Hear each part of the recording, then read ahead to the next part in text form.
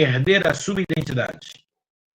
Eu gosto de dar o exemplo da Bíblia, que todo mundo conhece, né? Mas a criação do mundo, Gênesis 1 a 11, aquilo é literatura mítica, tá? É uma forma popular de compreender como surgiu o homem, como surgiu o universo. Você pode ver que a história ela não tem lógica, né? Tem várias contradições, mas isso não interessa para a consciência mística, isso interessa à filosofia, na filosofia que não pode haver contradições, né? O mito é, então, um esforço de responder a determinadas questões existenciais. De onde vem o mal? Por quê? De onde vem a vida? Como surgiu o universo? Por que a morte, a doença, o mal? Tá? Então, o mito da historinha explica isso. Olha lá o mito do paraíso, está tudo lá, né? O mito explica facilmente isso, dizendo, olha, a vida surgiu lá de um primeiro casal, homem, Adão e Eva, né? Não, aliás, a Eva é criada posteriormente, né? Até numa linguagem simbólica, dizendo que Eva foi criada da costela de Adão, é uma forma simbólica de explicar a atração dos sexos, né? Homem e mulher chamados a viver numa comunhão plena e total, não é? Então, olha só, no mito é sempre tudo que existe, existe porque os deuses ou Deus fizeram assim, tá? Então, eles dão a existência às coisas. Isso é típico do mito, não é da filosofia depois. Tá? Então, tem uma narrativa até lá, em 7 dias, né, como Deus foi criando as coisas, né, do universo. Não funciona a luz da ciência. Se você pegar a ciência, você fala, não, isso não funciona, isso está cheio de contradições, do início ao fim. Né? Mas as contradições não interessam para a mente primitiva que produziu a história é sempre produção coletiva, não tem um autor, tá? E ela vai ser passada para as novas gerações como um conhecimento revelado. Aquele que conta, ele tem autoridade para contar. Por quê? Porque ele recebeu a revelação dos deuses, ou de Deus, tá? E por isso ele pode revelar, ele pode passar para os outros, né? E a verdade da história é aceita não por causa dos elementos lógicos, como eu já disse, a história não tem lógica, mas por causa da autoridade de quem narra. Ele sabe, porque ele é lá o pai, então ele recebeu a revelação. Não há questionamento, não há problematização, tá? Não há acusação a história, ou a quem narra a história, de estar cometendo contradições. A consciência do mito é a consciência coletiva, não é a consciência individual. Essa já é a filosofia. O homem deu um passo além, né, para poder compreender as coisas agora e submeter tudo à sua razão. Então, não é que a história é mentirosa, é que a mente primitiva organiza uma resposta, né, às questões que é importante, e essa resposta não obedece à forma lógica, ela é cheia de símbolos, né, e ela é uma resposta que satisfaz a mente primitiva. O mundo era o paraíso, né, lá onde vivia Adão e Eva, cheio de flores e frutos, né? O homem não precisava trabalhar, havia água em abundância. O povo que conta essa história vive no deserto, né? Eles não têm água em abundância, não têm frutas em abundância. Então, no mundo, é um mundo idealizado, como se o mundo fosse acessar, né?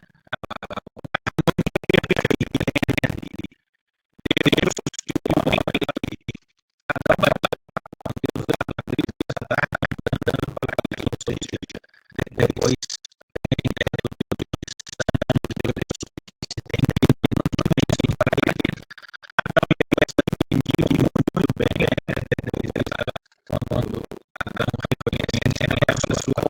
DNA, essa sim é osso dos meus ossos, carne da minha carne, a harmonia perfeita lá. Né? E até com os animais não ameaçavam a vida porque Adão dava nome aos animais, tudo era perfeito. Mas por que o mundo não é essa perfeição? Então vem a história do mal. Na teologia se chama de pecado, né? Mas o mal entrou no mundo. Por que o mal entrou no mundo? Porque Adão e Eva podiam comer de todos os frutos, né? Tudo que existia no paraíso, mas havia uma árvore, mas é uma árvore, como se chama a árvore? A árvore do conhecimento do bem e do mal. A questão é ética, então, né? Não existe essa árvore, mas significa o desejo humano de determinar ele mesmo autonomamente o que é o bem e o que é o mal.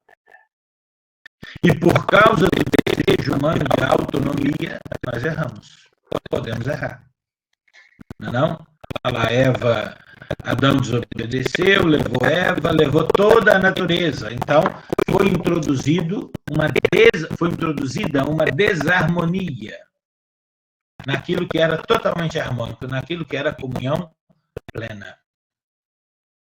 Então, atribui-se, né, o fato de o mundo não ser um paraíso à autonomia humana. É a liberdade humana que é responsável por escolhas, e muitas vezes escolhas erradas que nós fazemos. Escolhas erradas. Tá? Porque no nosso desejo de autonomia nós não somos perfeitos. Então, olha lá. Logo depois da desobediência, né, que é o mal, de ceder à possibilidade do mal, né? Então, quando Adão só ouve a voz de Deus, ele tem medo e se esconde. Acabou a harmonia. Depois, ele não vê Eva mais como essa é carne da minha carne, osso dos meus ossos. Né? Ele vai culpá-la por tê-lo feito cair. E quando se pede conta a Eva, ela culpa a serpente. Então, olha lá. A dificuldade em assumir responsabilidade pelo mal. Tá? E terceiro, também os animais da natureza começa a ser vista o homem como que se distancia da natureza e passa a ver a natureza como hostil. Porque a serpente agora ameaça a vida. Para quem vive no deserto, o deserto tem serpentes terríveis que ameaçam a vida, que mordem, que picam. Né? Então, a natureza, os animais agora são vistos como ameaçando a vida. Então, introduziu-se a desarmonia, o mal, né? trazido pelo desejo de autonomia do ser humano. Tudo isso está na história, mas não de uma forma lógica. Está cheio lá fala de um ponto geográfico de onde nascem 4 grandes rios, o Tigre, o Eufrates e 2. Não existe esse ponto geográfico na Terra. Então, um geógrafo vai ver e falar, mas isso aqui é mentira. Não, isso é uma maneira simbólica de dizer a abundância, né? Quem vive no deserto imagina um mundo ideal, um mundo cheio de água, um pomar, cheio de frutos. Tudo é vivo, tudo é vida. A mente primitiva se satisfaz com essa explicação. Né? Hoje, nós não nos satisfaríamos. Por quê? Porque nós temos a explicação filosófica, nós temos a ciência. Então, né, as pessoas começam a levantar problemas na história. Mas isso não existe na consciência coletiva. Para o povo que ouviu a história, pronto, a explicação está dada. A curiosidade está satisfeita. Sabemos como o mal entrou no mundo. Sabemos por que o mundo não é um paraíso. Sabemos por que a morte. Não? Sabemos que foi que o mundo pode voltar a ser um paraíso? Pode, mas é o homem que vai ter de tornar esse mundo um paraíso. Olha que na história já começa a surgir a ideia de responsabilidade individual, que não é muito típica do mito, hein? O mito não tem responsabilidade individual, porque é tudo coletivo. Se é o grupo, eu não sou responsável por aquilo que diz respeito, vamos dizer assim, eu não sou individualmente responsável. Está entendendo? Por quê? Porque quanto mais eu me adaptar ao grupo, mais seguro eu estou, mais aceito eu sou. Então, não há ainda consciência individualizante como a nossa hoje. Estão percebendo? Mito é consciência coletiva, tá? Então, é um processo vivo de compreensão da realidade. É um primeiro esforço humano de encontrar respostas para as questões-chave que dizem respeito à existência humana, tá? Então, é uma verdade, mas não procure lá racionalidade. Tem uma racionalidade, mas não a racionalidade lógica que a filosofia vai exigir. Isso você não vai encontrar lá. Não tem provas, não tem argumentos que comprovem, tá? Mas é uma verdade intuída, intuição. Né? O homem, na sua intuição, tenta dar uma explicação para as coisas. E essa é uma verdade, então, percebida de maneira espontânea. É claro que o mito exige a crença. Por isso eu falei, a autoridade não está na história em si, está em quem narrou a história, quem contou a história, tá? Então,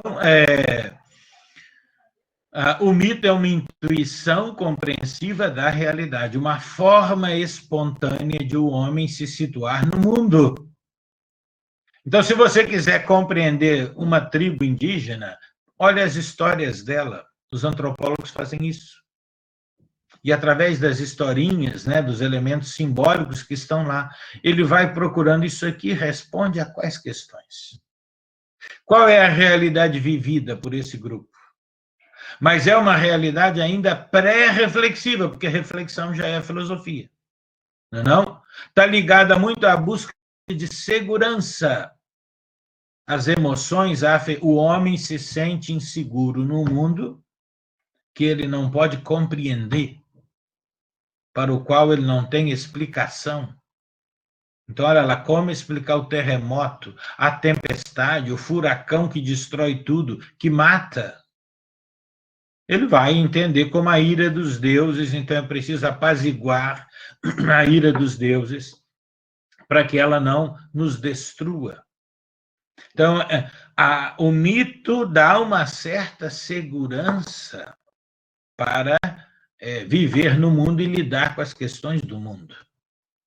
Antes de interpretar o mundo, olha lá, o homem ou o deseja ou o teme. Ou ele se volta para o mundo, ou ele se oculta do mundo, ele se esconde, né? Por isso, o primeiro falar do homem sobre o mundo é um desejo de dominá-lo. Conhecimento não é domínio. O conhecimento da segurança. Um fenômeno desconhecido coloca medo. Como eu disse, como explicar o maremoto, como explicar a tempestade, não é? Um terremoto que destrói tudo. A mente primitiva, que atribui tudo à ação de deuses, ela vai dizer, bom, os deuses estão furiosos conosco, é preciso fazer alguma coisa para apaziguar sua ira, acalmar os deuses. Aí vem o sacrifício, e etc. Tá? Então, o mito afugenta a insegurança, os temores, a angústia diante do desconhecido e da morte. Tá? Por isso, olha lá, a filosofia não podia surgir do nada. Né? Há sempre, lá dentro da história da evolução do homem, né, passos, e esses passos estão ligados à própria situação que ele vai vivendo. Então, quais seriam as funções, né, do mito? Não é explicar. Explicar, em geral, essa palavrinha quer dizer encontrar causa, né? mas é acomodar e tranquilizar o homem num mundo assustador. Tá? O homem recorre aos deuses para apaziguar a sua aflição. Não é? Então, o mito dá uma resposta, uma primeira resposta, né, para os problemas e enigmas mais prementes e fundamentais. E quais são esses problemas mais fundamentais? A origem do universo, a natureza do universo, de onde veio o homem, como surgiu a vida. Olha que a ciência também explica de uma maneira que comprova, né? Mas o mito explica de uma outra maneira, tá? De onde veio a civilização humana, a técnica. Olha aqui, você vai encontrar mitos que expliquem a origem do fogo. Não tem lá no mito grego. Prometeu, né? Prometeu roubou o fogo dos deuses e o deu aos homens na mitologia grega. Se você tem um filme que se chama A Guerra do Fogo, que mostra a origem do homem, para ver como o fogo foi fundamental na evolução da humanidade. Não é? Por quê? O fogo permitiu iluminar a noite, aquecer-se do frio, cozinhar os alimentos, afugentar os animais que ameaçavam, né? Como o homem vivia nas cavernas, afugentar os animais selvagens. Então, o fogo foi permitiu uma revolução enorme. Olha que no filme, até eles aparecem lá como aqueles que querem guardar o fogo, ou uma tribo que quer tomar o fogo da outra. Então, na mitologia grega, foi Prometeu que roubou o fogo dos deuses e o deu aos homens, e ele foi castigado até por isso, porque em seguida os deuses, mandam aos homens uma mulher que é a Pandora. É a história da caixa de Pandora, que também é uma explicação do mal. A caixa fechada, que foi entregue a uma mulher, a Pandora, né, com a ordem de que ela não abrisse a caixa. Mas vem sempre a história da curiosidade feminina. Na história lá da judaica também é Eva, né? Então, ela abre a caixa para ver o que tinha dentro. E quando ela abre a caixa, então saem de dentro da caixa todos os males, as doenças que afetam o homem e o fazem sofrer. Uma explicação também do mal. Então, no fundo, também ali tem a ver com a desobediência, né? Então, são maneiras de explicar determinadas questões essenciais que sempre intrigaram a mente humana, tá? Então, só que lá no mito, né? Olha lá, os fenômenos naturais e também a conduta humana, seja individual, seja coletiva, ela depende da vontade arbitrária da divindade. Por isso, por que as coisas são assim? Porque os deuses quiseram assim. Porque eles quiseram fazer assim. Não tem outra explicação. Tá? Porque é uma mente simplista ainda. Então, você vai encontrar uma série de mitos para explicar, por exemplo, a origem da técnica, como eu já disse, falei do mito de Prometeu, né? A natureza divina dos instrumentos. Por exemplo, a tribo que domina a pesca, ela vai atribuir o anzol, né, vai ter uma história para contar como a tribo chegou a esse instrumento, né? A enxada, a espada, uma tribo guerreira, a enxada para os instrumentos da agricultura, para a tribo que passa a dominar a agricultura. Então, você vai ter histórias, né, que contam o surgimento desses instrumentos, sempre relacionando os instrumentos com a divindade. Tá? A origem da agricultura, os índios brasileiros têm o mito indígena de Mani, ou Mani, que explica o surgimento da mandioca, porque o índio da América do Sul só comia basicamente mandioca. Era o primeiro alimento. Então, como explicar que a natureza lhe forneça esse alimento que não pode faltar? Então, tem lá a história uma índia, né, que chorava no túmulo lá do morto, e das lágrimas dela que foram caindo sobre o túmulo foi surgindo aí a a raiz da mandioca, né? Como explicar a origem do mal? Já falei, duas histórias aí. Como explicar a fertilidade das mulheres? Por que a mulher dá à luz? Precisa criar, mas o óvulo foi fertilizado pelo espermatozoide. Bom, isso aí tem o quê? Isso é ciência. 300, 400, 500 anos, sei lá. Né?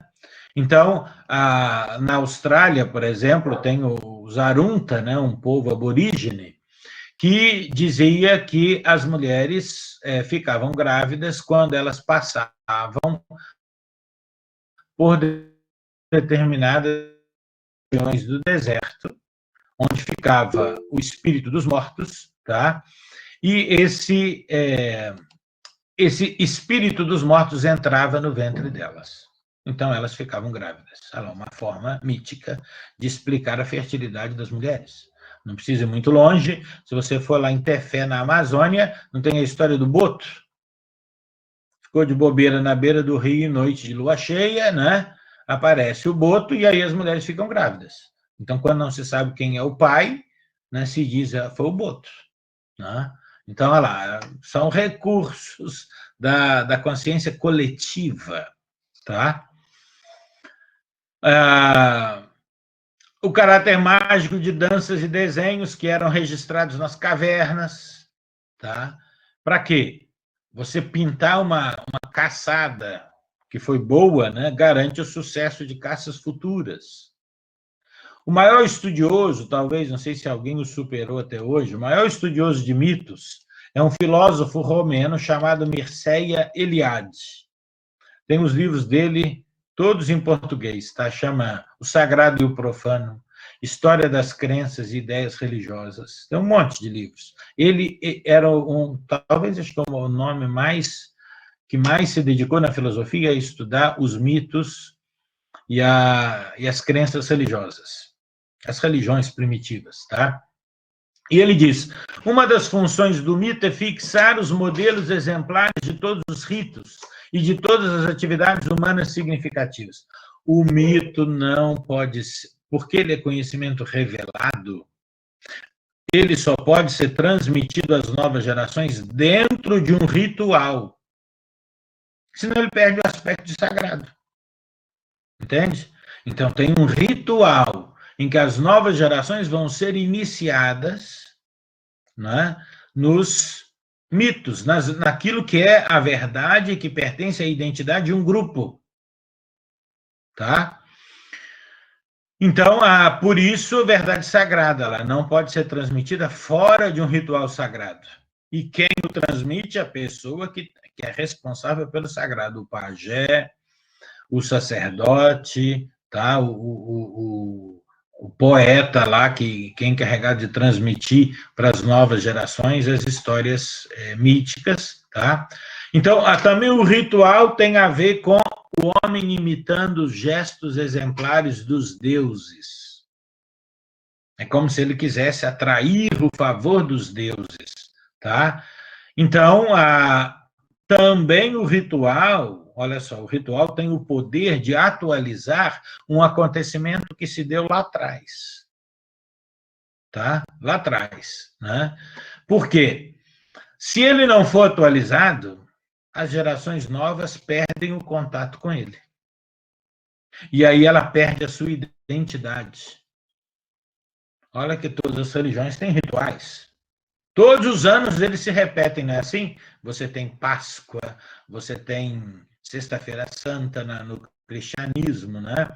Nos muçulmanos tem dia a Meca, ou tem lá o jejum de Ramadã, né? Os budistas têm suas festividades, tá? Ou seja, o ritual é como se ele atualizasse um acontecimento que se deu lá no passado distante, na história daquele grupo. E ao atualizar o acontecimento do ritual, as novas gerações vão assimilando a identidade do grupo. Nosso povo começou assim. Olha que os judeus eram muito rigorosos com isso, né?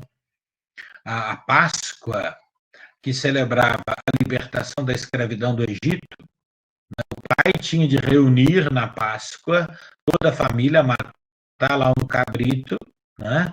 E na ceia ele contava de novo a história. Nós éramos escravos, aí começa lá com Abraão, né? Depois vem a história da escravidão do Egito. Ou seja, as novas gerações precisam conhecer a nossa história, a história do nosso povo, para que não percam a nossa identidade, elas assimilem a identidade do grupo. E não precisa só de você falar de ritos religiosos, tem ritos cívicos. Não celebramos aí 7 de setembro todo ano? Para dizer que houve uma data significativa para o povo brasileiro, não? Que houve um herói que lutou pela independência, Tiradentes. Então, é um herói do povo brasileiro. Não é? Se a gente não repetir esse ritual, as novas gerações vão perder identidade. Um povo sem identidade é um povo fácil de dominar. E olha que tem muita gente que trabalha para destruir a nossa identidade.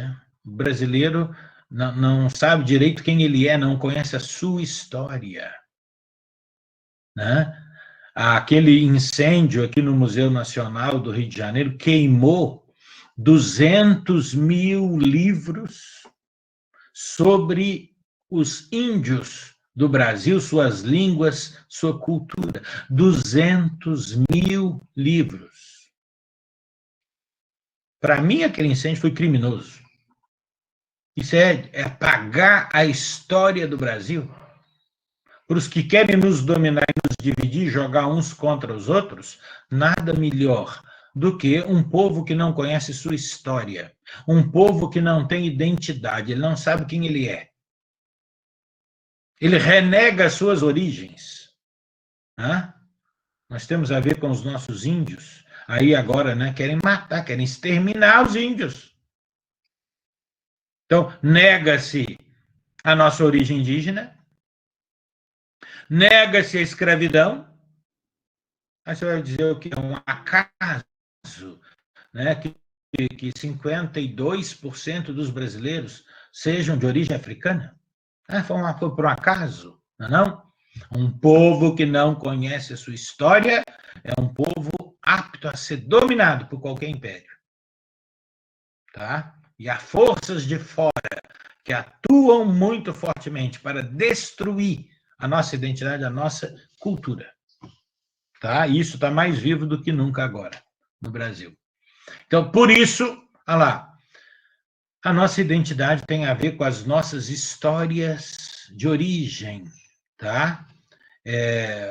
Por isso, olha lá, os rituais existem em todas... No final eu respondo essas perguntas, tá? Vocês podem, guardar aí, no final eu volto lá.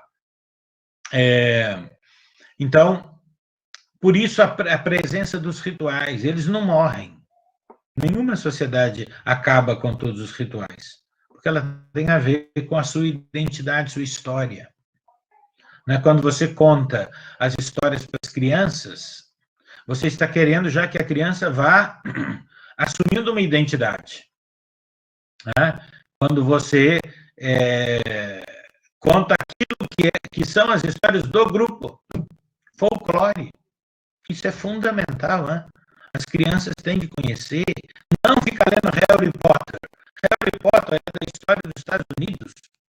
É a classe média do Brasil, a elite brasileira, que se acha mais norte-americana do que sul-americana, né, do que brasileira, fica ensinando a literatura americana para os seus filhos. Então, eles vão ter uma identidade norte-americana, mesmo vivendo aqui. Não, o folclore brasileiro. É assim que você introduz um povo e vai formando uma identidade nas novas gerações, tá? Então, e também o homem primitivo acredita que se ele não repetir o ritual, olha lá, ele está comprometendo a ordem da natureza. A semente não vai brotar da terra, a mulher não vai fecundar, não vai dar a luz, né? A árvore não vai dar frutos.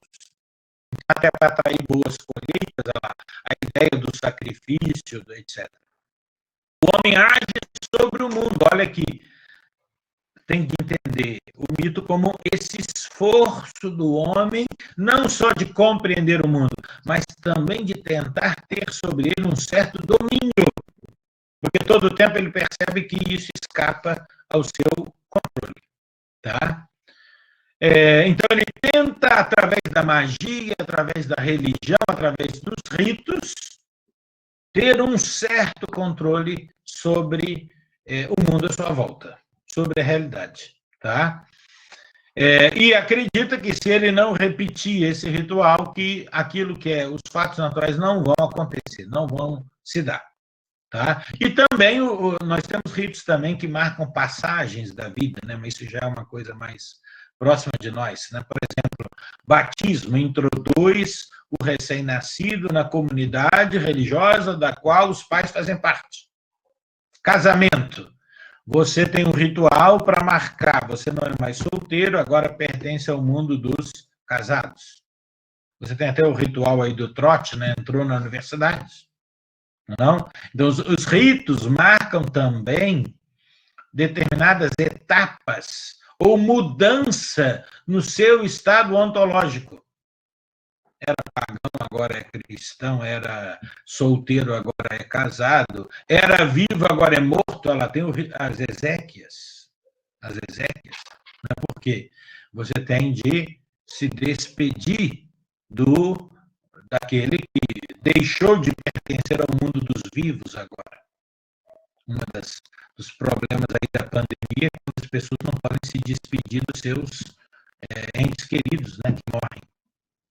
Né? Por quê? Porque tem todo um ritual em que você se despede da pessoa que morreu. Isso faz parte até... Agora ela entrou num outro mundo, é o mundo dos mortos, e deixou o mundo dos vivos. Então, é um ritual que garante, ou não garante, mas que marca essa passagem. Bom, a consciência de si, então, filosofia não é consciência comunitária. O mito é consciência comunitária, tá? Por isso que não há problematização, por isso que não há exigência de lógica lá, tá? Então, a consciência mística é uma consciência comunitária. Os papéis que o homem primitivo desempenha o distanciam da percepção de si como sujeito propriamente dito. O sujeito não tem controle total sobre a sua ação, porque o mito, se não tem consciência de si, ele acha que ainda, né, aquilo que é a sua ação foge ao seu controle. Né? Então, ele não tem a percepção de si ainda como, enquanto um indivíduo dotado de um juízo que lhe permite julgar, avaliar as coisas. Ele se examina a partir da consciência coletiva, a partir do todo, tá? Não existe ainda percepção de si enquanto indivíduo. Nossa educação já nos levou a isso, por isso você tende a concordar e discordar das coisas. Na consciência mística, não. Olha o índio como ele se apresenta, né? Ele não fala, eu sou fulano de tal, nós nos apresentamos com um nome individual. Eu sou o Zanã.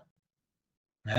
O índio vai se apresentar como a identidade dele é a do grupo. Eu sou um Tupi-Guarani, eu sou um Caingangue, eu sou um Yanomami. Ah lá, eu sou o meu grupo. Estão percebendo?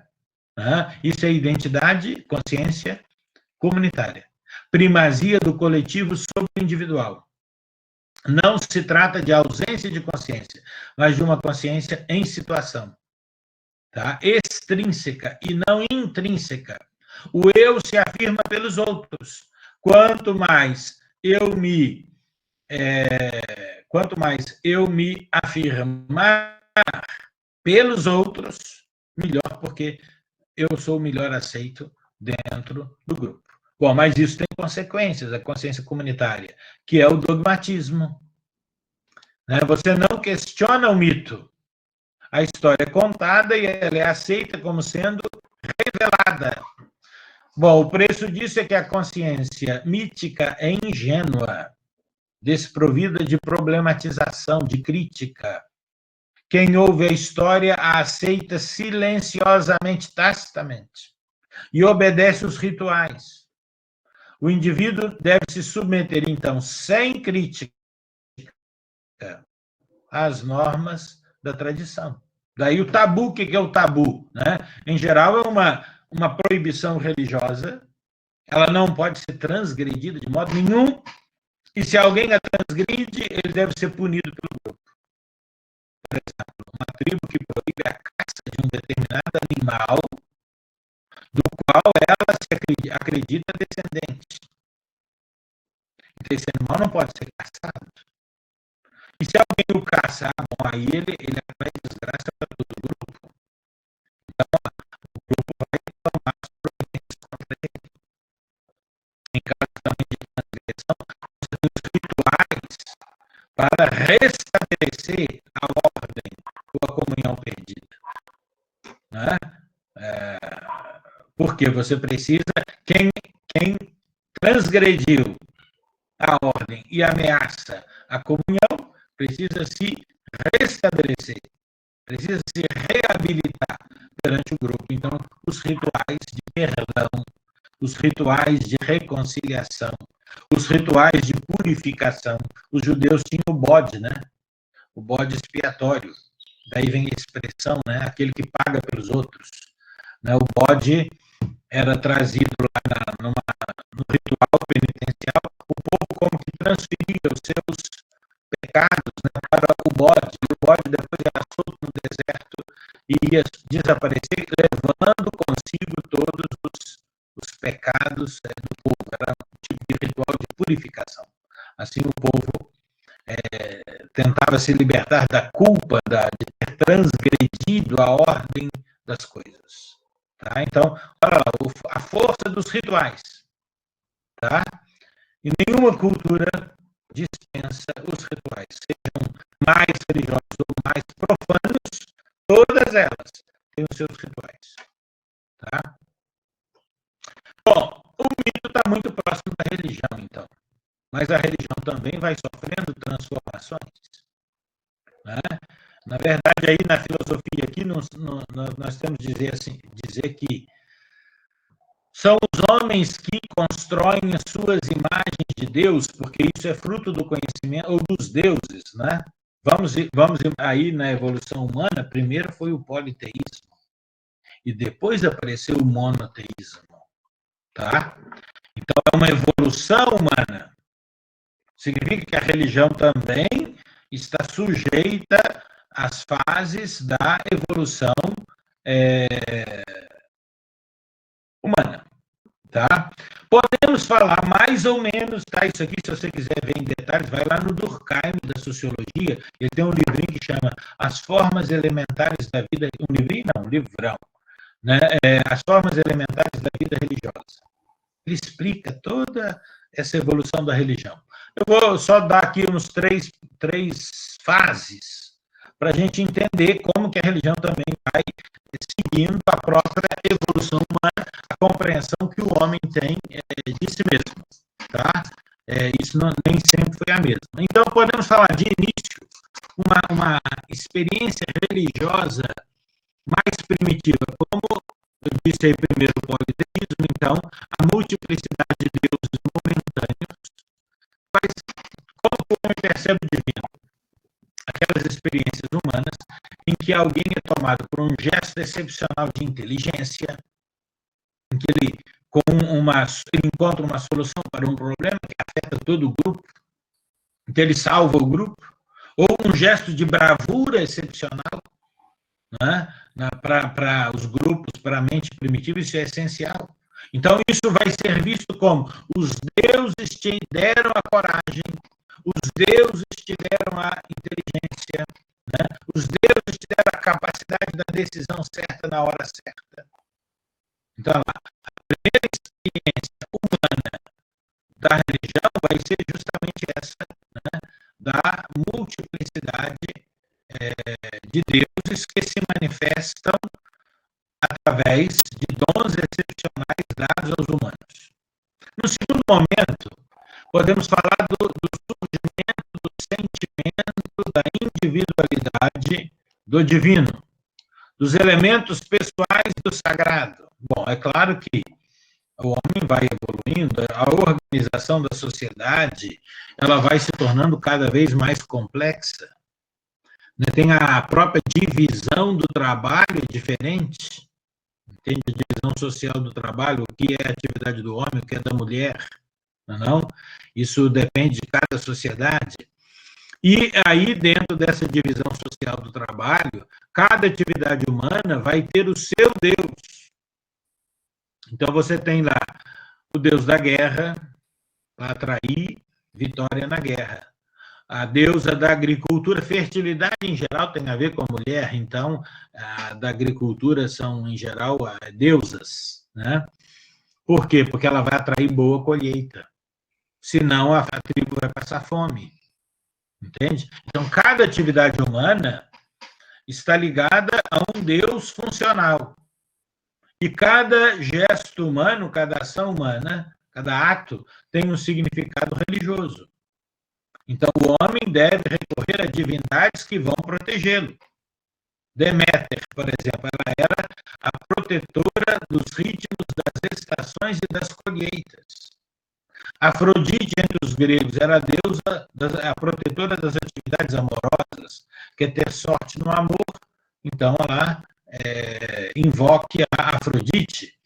O homem, então, recorre a rituais mágicos e sua fé na magia constitui o despertar da consciência do homem em si mesmo. Ou seja, através desse processo, ele vai muito lentamente percebendo que ele pode estar em controle do seu destino, que ele não está entregue a um destino sobre o qual ele não tenha nenhum controle. Tá? A própria ideia da liberdade individual é uma ideia que vai surgindo dos gregos. Não falavam de liberdade individual. Essa ideia ainda é estranha. Mesmo lá na filosofia grega, Aristóteles só entende o homem dentro da polis. Ele só se realiza e realiza a sua natureza humana dentro da polis, da cidade. Então, significa que ele é animal gregário, que vive junto com os outros, e sozinho ele não se realiza. Ideia de individualidade, isso é da modernidade, a burguesia que trouxe isso. Hoje nós estamos quase no outro extremo do individualismo exagerado, em que o indivíduo perde os vínculos com o grupo. Estamos no outro extremo já. Mas essa ideia, na verdade, o Hegel, que é historiador da filosofia, ele vai dizer que a ideia de individualidade foi o cristianismo que trouxe. Olha que na historinha bíblica, lá que é mítica, né, judaico-cristã do paraíso, começa a perceber, começa a aparecer a ideia do homem autônomo que é responsável pelo seu destino. Porque existe o mal, porque eu fiz algo de errado, então eu sou responsável pelo mal que existe à minha volta. Isso é responsabilidade individual. Isso não surge de uma hora para outra. É um processo social, econômico, cultural que vai preparando isso por séculos. Tá? Então, a filosofia fala de responsabilidade individual. No mito isso ainda não aparece. É responsabilidade coletiva. Tá? Então, olha lá, aos poucos o homem vai ganhando a ideia de que ele pode interferir também na ordem da natureza. Tá? E só num terceiro momento é que podemos falar de Deus pessoal, com um nome que tem uma identidade própria. Tá? Isso é fruto de um processo histórico que inclui o desenvolvimento linguístico da gnosis, né? Que aparece quando o nome do Deus funcional ligado àquelas unidades especiais que ele deu origem, perde a ligação com essa atividade constituindo um novo sistema que continua a se desenvolver segundo as suas próprias leis. Então, agora você entendeu isso. O principal que é capaz de sofrer e agir como os homens. Ele tem maneira diversa de atuar, múltiplos nomes que expressam diferentes aspectos de sua natureza, do seu poder e a sua eficiência. Exemplo aí, a Deus da grega Atena, ou Atenas, ela era filha de Deus. Inicialmente ela era uma guerreira que protegia os exércitos. Por quê? Porque no mundo antigo a guerra cotidiana. Então, ela era a deusa que protegia os exércitos. Quando a guerra se torna um trabalho, a que vai surgir da agricultura, o homem passa a fazer o seu trabalho, ela se torna a patrona do trabalho, deusa do trabalho. E quando se floresce apenas a filosofia e as artes, o trabalho intelectual, ela se torna a deusa da filosofia e das artes. É a evolução. É a mesma cadenar. E só por último, vamos colocar pensar que o monoteísmo seja um progresso total, isso que estou dizendo. Mas podemos dizer que as religiões monoteístas pensam em outra fase. Tá? A natureza passa a ser abordada pelo lado racional, não tanto pelo lado emocional como antes. O indivíduo deixa de ser visto pelos seus desejos mágicos e passa a ser visto pelo seu poder de justiça. Usando o seu próprio livre, o homem por contato com a sagrada e o bem de maneira livre e consciente. Bom, mas também isso é das religiões, da religião judaico-cristã. Porque o Deus judaico-cristão é um Deus que é justiça. Então ele é um comando ético, uma força ética. Em todas as religiões são assim, né? As religiões naturais não veem assim. O budismo nem tem Deus, né? Alguns tem. Então eu estou falando do modelo, nosso é o modelo judaico-cristão. Não estou excluindo outros modelos, tá? Vamos lá. Então, só para a gente entender aqui, porque o indivíduo vai se tornando insuficiente, incapaz de dar explicações para problemas cada vez mais complexos. Aí vem a necessidade. Surgiu uma nova forma de compreensão do mundo que vai desacralizando o pensamento e a ação. E tira o caráter de sobrenaturalidade, dando lugar ao surgimento da filosofia, da técnica e da religião. O mito, sua incapacidade de acompanhar uma sociedade cada vez mais complexa, e explicações cada vez mais complexas,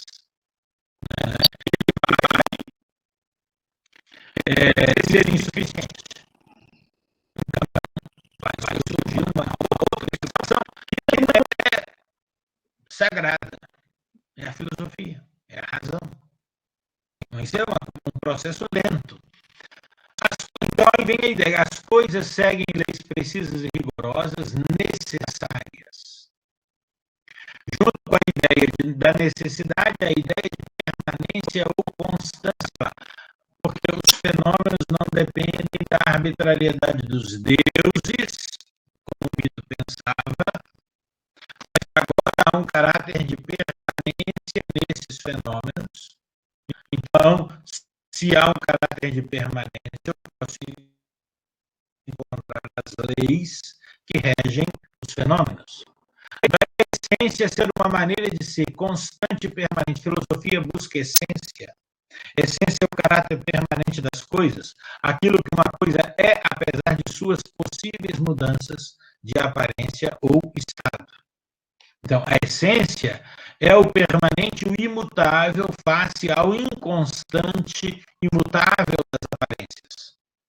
O que é constante é o que existe de comum e de idêntico entre seres que apresentam aparências diversas. Por exemplo, todos nós somos seres humanos, mas interessa ao pensamento e buscar o que nós temos de comum.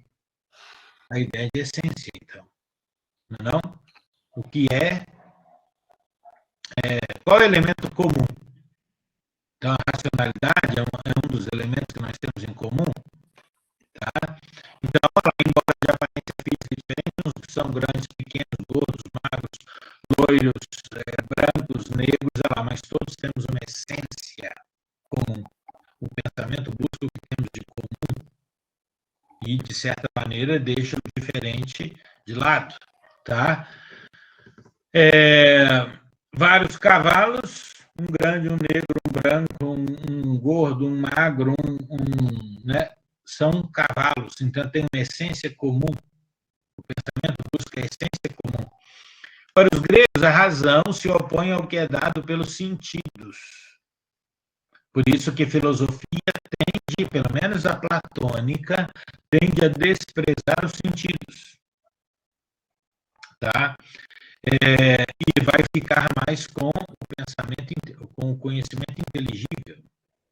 Entende dos sentidos, né? O que você vê, o que você toca, o que você sente, pelo paladar, pelo olfato, etc. Tá? Então, a razão busca o elemento permanente no meio da mudança constante. O que é a unidade enquanto os sentidos captam a pluralidade. Os olhos, você vê ao seu redor, você vê tudo diferente, não é assim? O pensamento busca, no meio das diferenças, qual é o elemento comum? Qual é o elemento semelhante? Então, alguns historiadores, aí você tem aqui algumas explicações, né?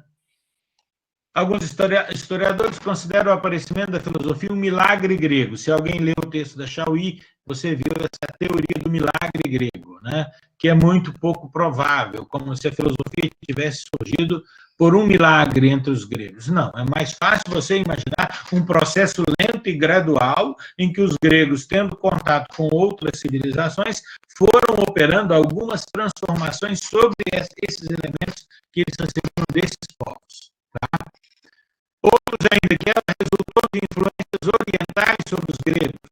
É bem possível que o pensamento oriental também, as civilizações orientais são mais antigas que as dos gregos. Né? Então não se pode ignorar a influência da cultura oriental. Diógenes de Laércio, o primeiro historiador da filosofia, diz que ela surgiu de maneira original dos próprios gregos e que seria fruto da genialidade dos gregos que teriam criado, então, a filosofia e a ciência ocidentais. Não se pode, no entanto, negar alguma influência oriental, já que muitas das ideias sustentadas pelos gregos, como a ideia de uma unidade universal divina, que cria dentro de si todos os seres, ou a cosmogonia como um processo de geração e diferenciação dos seres, seja pela força do princípio originário, seja pela intervenção de um princípio inteligente sobre a matéria sem forma, ou ainda através da luta entre os opostos e várias outras. Então, podemos dizer, por causa disso, que a filosofia surgiu na Grécia, né? Mas houve um processo que a tornou possível, lento e gradual. O surgimento da racionalidade crítica foi o resultado de um processo muito lento, preparado pelo mito, cujas características não desaparecem nessa abordagem filosófica do mundo. Quais fatores teriam levado ao surgimento da filosofia? Bom, primeiro, a prosperidade econômica das colônias gregas da Magna Grécia. A Magna Grécia eram colônias independentes, tá? Cidades-estado. Não a Grécia que nós conhecemos hoje, era uma parte só. A Grécia atual é uma parte da Magna Grécia. Por exemplo, a Jônia, onde teria surgido a filosofia, pertence hoje à Turquia. Então, Magna Grécia era uma série de cidades-estado. Tá? Só que a prosperidade econômica dessas colônias, né, a riqueza e a existência de escravos, Aristóteles explica assim: a filosofia não teria surgido entre os gregos se não houvesse uma classe liberada do trabalho manual. Para cada homem livre na Grécia antiga havia 4 escravos, pelo menos. Tá? Significa que o cidadão, entre os gregos, só o homem adulto, nascido na Grécia, o que excluía da cidadania, os gregos excluíam mulheres, crianças, escravos e estrangeiros, chamados metecos. Tá? Então, olha lá, para Aristóteles, só foi possível a filosofia na Grécia, porque a filosofia é um pensamento abstrato, não é prático, não serve para ganhar dinheiro, não, vamos dizer assim, né? Então, por que surgiu na Grécia? Porque havia uma classe de homens livres dedicados à especulação teórica. E cada homem livre tinha 4, 5 escravos para trabalhar para ele. E isso liberou, olha lá, os escravos liberaram os gregos da pena do trabalho e dos negócios, permitindo a vida dedicada à especulação teórica. Esse outro alemão, Windelband, diz que os comerciantes enriquecidos tiraram o poder das mãos da aristocracia agrária, porque o mito é de uma sociedade agrária, hein? Lembre-se nisso. O mito não, filosofia é filha da cidade, da polis. Os mitos são das sociedades rurais, agrárias, tá? Então, olha como que isso vai fazendo o pensamento também mudar. Outro fator fundamental, invenção da escrita. Mito era a tradição oral. Então, a escrita, que se não me engano surgiu entre os fenícios, né? Ela obriga, ela exige um exercício da mente de colocar por escrito aquilo que é apenas falado. Tá? Então, olha lá, o conhecimento da escrita era reservado apenas a alguns reis, sacerdotes e outros privilegiados que detinham o saber e o poder associado à escrita. Por exemplo, os hieróglifos, os ideogramas chineses, os hieróglifos dos egípcios, aquilo era de difícil interpretação. Só os sacerdotes e os iniciados lá na arte da interpretação podiam ler esses sinais, esses símbolos. À medida que a escrita vai se tornando mais popular e que mais gente tem acesso a ela, você pode imaginar que o conhecimento vai se tornando mais democrático. E você não precisa de uma classe de iluminados que detém o conhecimento. Agora, o conhecimento é acessível a mais pessoas. Acontece a dessacralização da escrita, ou seja, ela se desliga da religião. A passagem do conhecimento apenas oral para o conhecimento escrito vai exigindo maior rigor, clareza, estimulando o espírito crítico. Ele abre uma possibilidade maior de abstração, modificando a estrutura do pensamento. Tá? A invenção da moeda, no domínio da aristocracia rural, o comércio era feito através de trocas. O valor dos objetos dependia. Um valor, se o objeto é sagrado, tem valor maior. Se o objeto tem valor afetivo, tem valor maior. A moeda introduz um outro tipo de valor, né? Substitui o comércio baseado na troca de mercadorias. Tá? Então, você tende a calcular o valor em moeda de objetos. Então, a moeda é um artifício racional, uma convenção humana, uma noção abstrata de valor que estabelece a medida comum entre valores diferentes. Depois, a lei escrita. A justiça antes dependia da arbitrariedade dos reis. Você vai viver ou morrer, depende da vontade do rei, né? Se ele decidiu que você vai morrer, agora não. Os gregos, a polis, vai trazendo uma ideia de que a justiça não depende da arbitrariedade nem dos reis e nem dos deuses. Os reis eram vistos como intérpretes das vontades dos deuses. Então surgem os legisladores humanos, Drácon, século VII a.C., Solon e Clístenes, século VI a.C., que codificam as leis num código, ainda codificam as leis num conjunto só, e a lei deixa de ser vista como resultado da vontade arbitrária de reis e deuses para ser um consenso entre os homens. Os homens chegam a acordos sobre as leis que devem governá-los. Olha o que isso exige da mente humana, em termos de esforço. Não? Por fim, a polis. Filosofia é filha da cidade, não tenha dúvida disso. Os gregos construíam cidades em torno da ágora, que era a praça pública. Todos na praça pública podiam debater, argumentar. Os sofistas depois vão treinar os jovens para isso, né? Todos têm direitos, olha que isso é criação grega, aí começa a ideia de democracia, né? Todos podem falar, antes lá no mito, quem podia falar? Só quem recebeu o conhecimento sagrado. Agora todos podem falar, todos podem argumentar, todos podem, né, ajudar na construção do consenso, todos são iguais, tá? Todos têm direito ao poder. O poder dos reis, era transmitido por sangue, não era isso? Todos têm direito ao poder, né? Dá-se a autonomia da palavra, o saber agora é objeto de discussão. Todo cidadão pode fazer uso da palavra. O poder é desvinculado da autoridade mágico-sacerdotal, né? A educação grega, por exemplo, ela visa formar o cidadão, né? Esse era o grande ideal grego, né? Para que todos participassem da vida social. E ainda alguns outros fatores que nós podemos colocar aí. Desaparecimento da sociedade patriarcal, controlada então pelos homens, o mito era a sociedade patriarcal, o surgimento das cidades livres, né? O filósofo não é mais o mago, o sacerdote, o homem da religião, mas é um homem político da polis, e um pensador. As viagens comerciais desmentiram as verdades ou as ideias que os mitos tinham dos mundos além dos mares, né? Os descobrimentos foram negando esses mitos. Então, olha lá, tudo isso exige um outro esforço da mente. O Hegel, que é um filósofo do século XIX, né?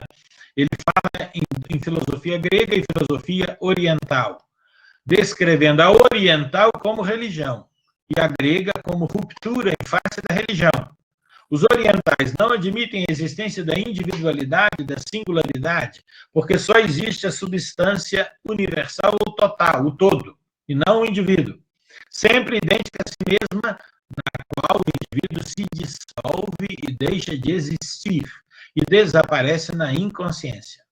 Com a filosofia grega, o que era substância indefinida e indeterminada torna-se definida, determinada, qualificada, rica em individualidades reais que não são ilusórias nem aparentes.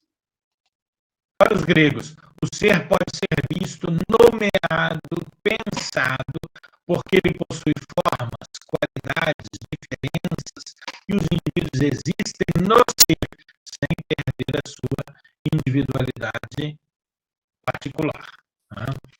Então, o nascimento da filosofia, ela nasce nas colônias gregas, especialmente na Jônia, atual Turquia. Os primeiros filósofos viveram no século VI a.C., a época do surgimento da filosofia.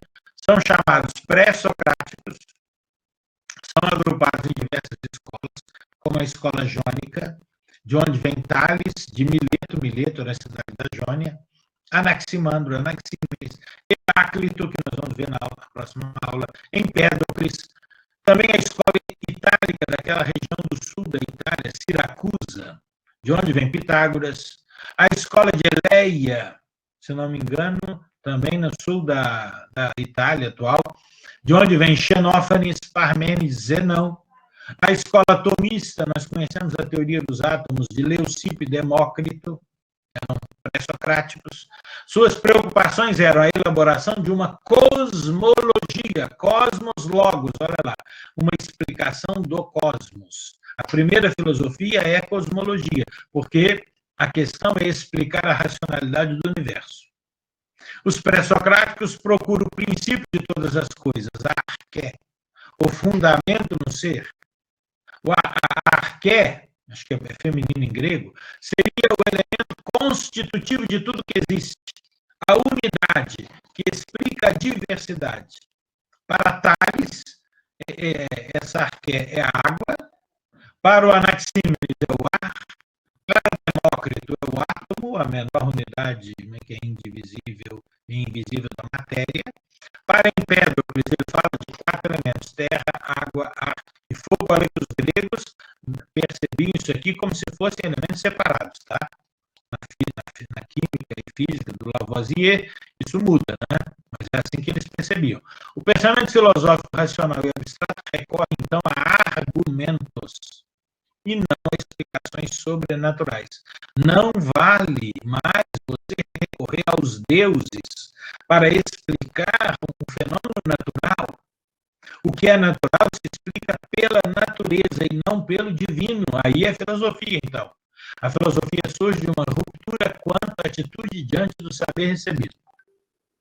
O mito, então, é uma narrativa cujo conteúdo não se questiona, enquanto a filosofia problematiza, convida a discussão. No mito, a inteligibilidade é dada porque foi ela revelada, né? Na filosofia, ela é procurada. A filosofia rejeita o sobrenatural como explicação para o natural, nesse sentido. Rejeita a interferência de agentes divinos na explicação dos fenômenos. Então, interessa a filosofia agora coerência interna, definição de conceitos, debate, discussão, e ela vai aos poucos se organizando como uma doutrina, como um pensamento abstrato. Esse outro autor aqui dá duas características que diferenciam a filosofia do mito. Enquanto o mito narra e pergunta pelo que era antes de tudo que existisse no passado, o filósofo se interessa pelo que as coisas são e como existem agora, no presente. O mito também não se importa com contradições, como já vimos, e com as irracionalidades de suas narrativas, enquanto a filosofia afasta os mistérios, ensinando que tudo pode ser compreendido pela razão que elimina as contradições. A filosofia é uma explicação racional da origem e da ordem do mundo. Ela racionaliza e laiciza a narrativa mítica, superando-a. A origem e a ordem do mundo são agora, então, naturais, não mais o resultado da ação dos deuses.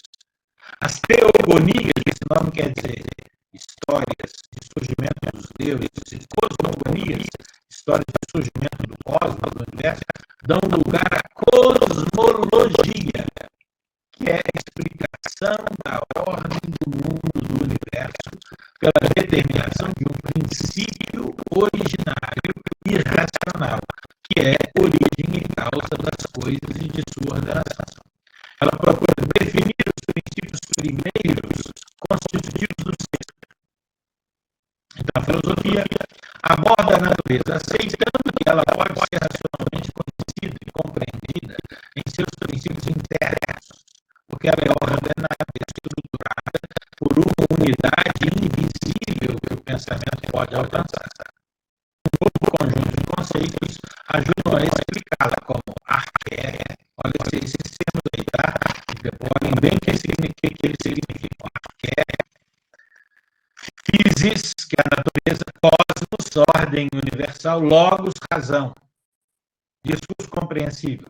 Ainda a ideia de que a natureza e o pensamento são regulados por leis, por normas universais e necessárias de operação e de ação, e por isso a razão pode conhecer a realidade e a linguagem pode dizê-la com rigor. Enfim, ela surge, a filosofia, como tendência à racionalidade e à busca de respostas concludentes, né, com obediência às regras e princípios universais que são condição do pensamento lógico e verdadeiro.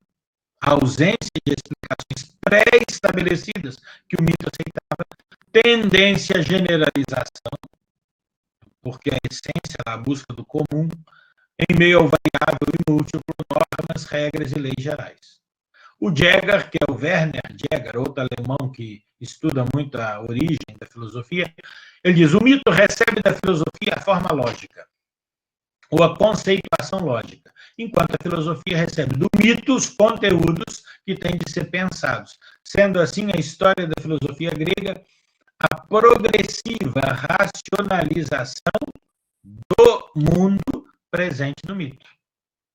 Por isso, ao invés de dizer os deuses fizeram o universo, os primeiros, os pré-socráticos vão dizer, mas como o universo surgiu?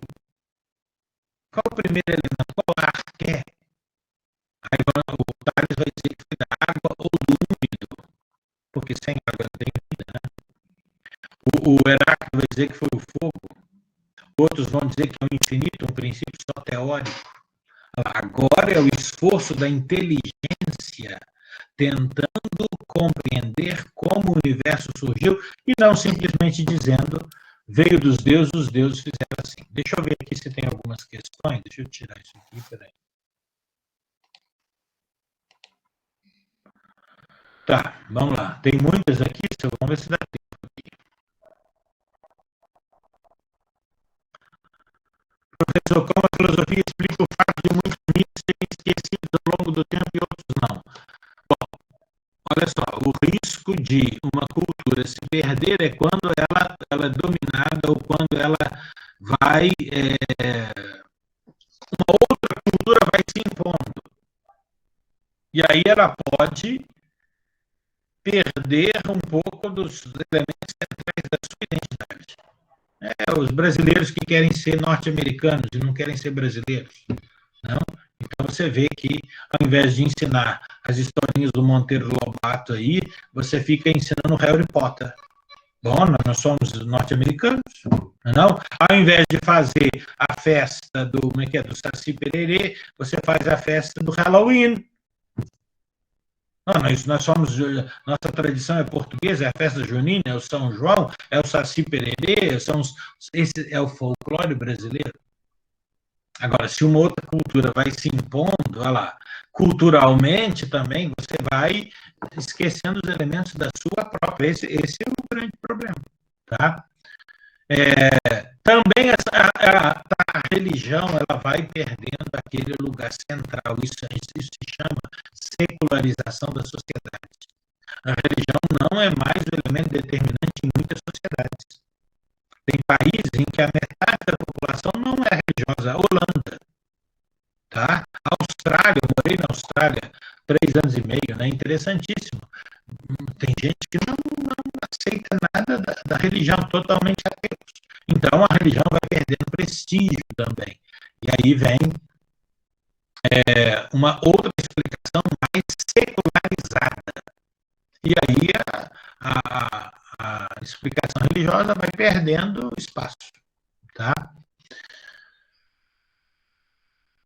Eu acho que essa questão dos rituais visam, sim, atualizar um evento do passado. Então, por que você tem a missa católica lá? Para recordar o sacrifício de Cristo na cruz, a ressurreição, etc. e tal, que são eventos significativos para o cristianismo. Sim, agora, cada religião tem os seus rituais. E você tem também rituais cívicos, como eu falei. Não são apenas os religiosos, tá? Então, o ritual é para isso, é para manter viva a memória daquilo que se deu num passado distante, e como as novas gerações não viveram esse passado distante, elas tendem a esquecê-lo. Então, o rito atualiza o evento do passado. Tem o lance da tradição oral, que o que ele falou sobre a autoridade de quem... Sim, na tradição oral é a autoridade de quem narra que conta. Na tradição escrita, são os argumentos que estão lá, que te convencem da verdade daquilo. Eu perguntei isso pelo fato de, mesmo que com a ciência avançando, muitas pessoas ainda tomam... Sim, o mito não morreu, gente. Mesmo que nós tenhamos a consciência filosófica e a consciência e a ciência, o mito ainda existe. Né? E tem a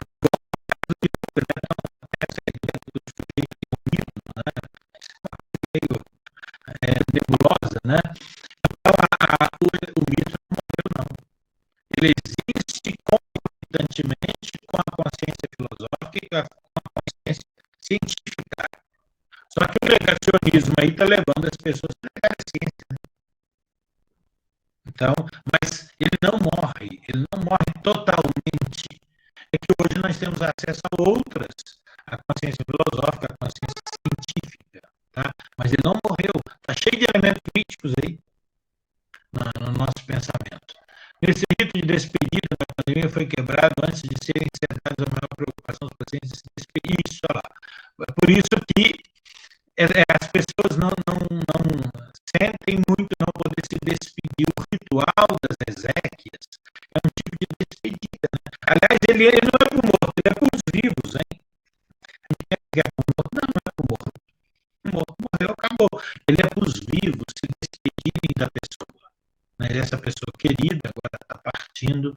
Então, o ritual nos faz despedir da pessoa. Isso é importante na cultura, né, das pessoas. Morreu, nem pude me despedir das pessoas.